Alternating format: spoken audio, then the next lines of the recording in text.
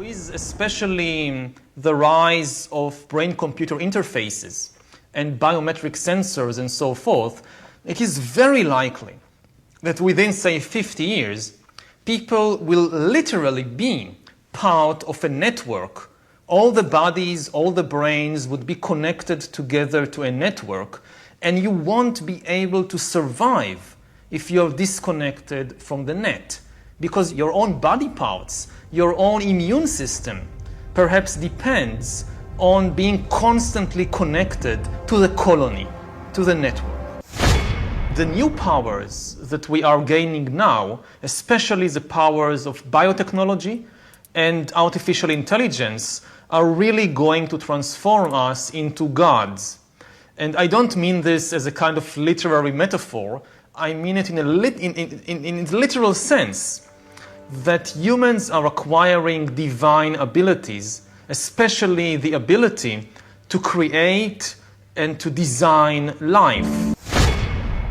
Not everybody will be able to upgrade themselves, and not everybody will have access to or have control over the new big data algorithms.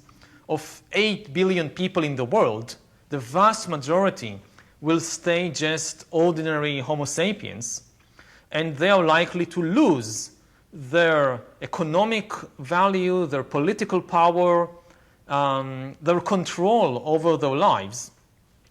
And we are likely to see an extremely unequal society in which a very small elite, either of upgraded humans or of those humans who own the master algorithms, like the Google algorithm or the Facebook algorithm.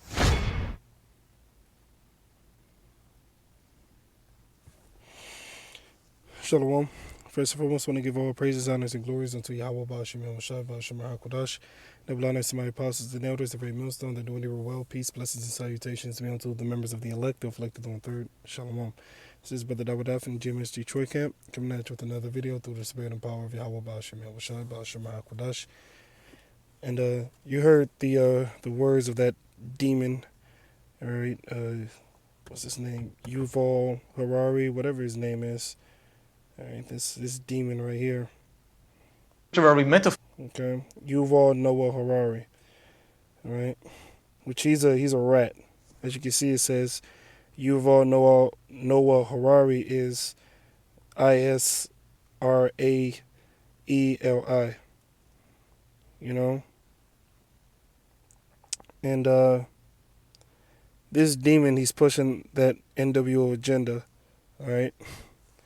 And what he was going into is basically a system where people are going to be connected, all right, to the internet.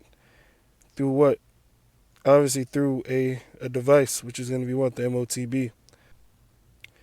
These devils, they want a system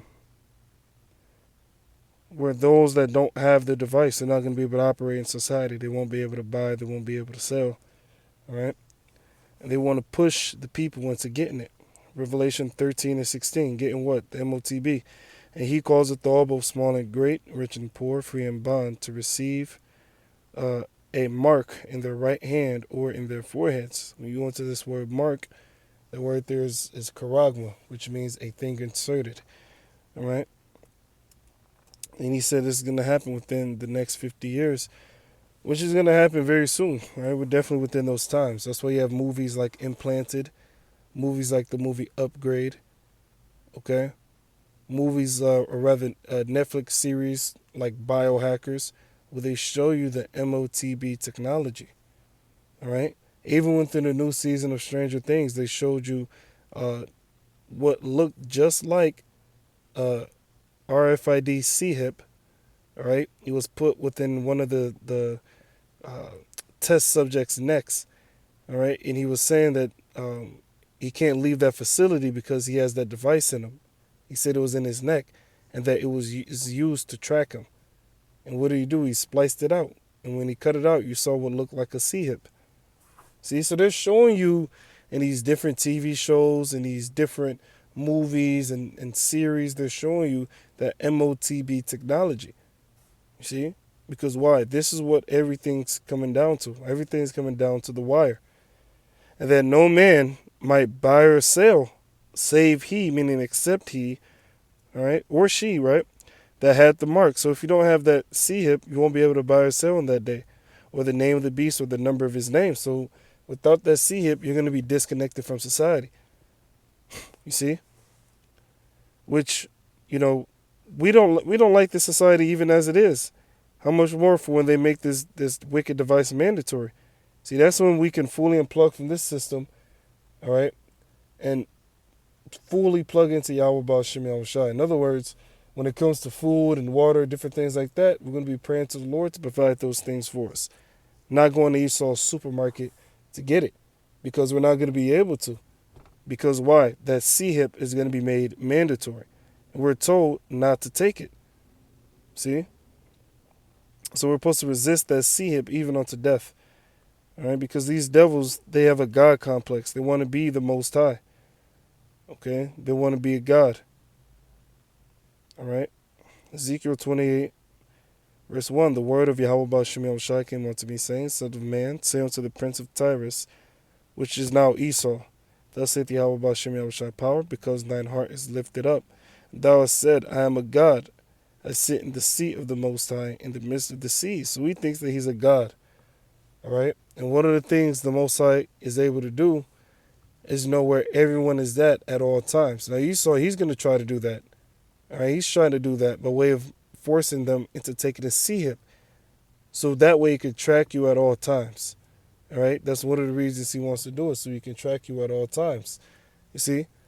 People put C-hips in cattle. People put C-hips within dogs and cats so they can keep track of them. But guess what? These demons, these devils, these top wicked elite, they want to put the C-hip within you, within the people. Yet thou art a man and not the Most High. Yeah, Esau, he's just a man. Though thou set thine heart as the heart of the Most High. See, so this devil, he's just a man.